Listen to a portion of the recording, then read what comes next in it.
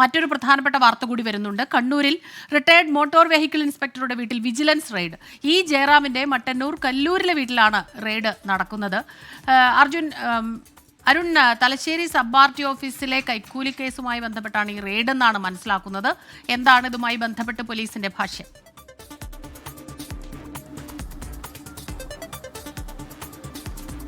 സ്മിത, ഈ ജയറാം ഒരു മാസം മുമ്പാണ് ആ ജോലിയിൽ നിന്ന് വിരമിച്ചത്. തലശ്ശേരി സബ് ആർ.ടി ഓഫീസിലെ മോട്ടോർ വെഹിക്കിൾ ഇൻസ്പെക്ടർ ആയിരുന്നു ഈ ജയറാം.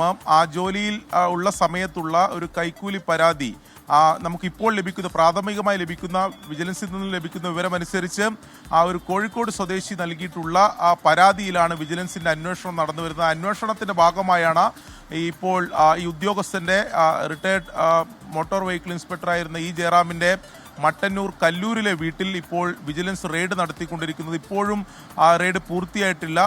അതിന്റെ നടപടിക്രമങ്ങൾ അവിടെ നടന്നുകൊണ്ടിരിക്കുകയാണെന്ന വിവരമാണ് ലഭിക്കുന്നത്. കൈക്കൂലി, അതായത് ജോലിയിൽ ഉണ്ടായിരുന്ന സമയത്ത് കൈക്കൂലി പരാതി ഈ ഉദ്യോഗസ്ഥനെതിരെ ഉയർന്നിരുന്നു.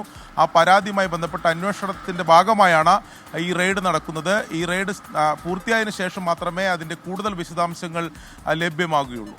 ശരി, അരുൺ പൂപ്പറമ്പയാണ് കണ്ണൂരിൽ നിന്ന് ഈ വാർത്തയുടെ വിശദാംശങ്ങൾ നമുക്ക് നൽകിയത്.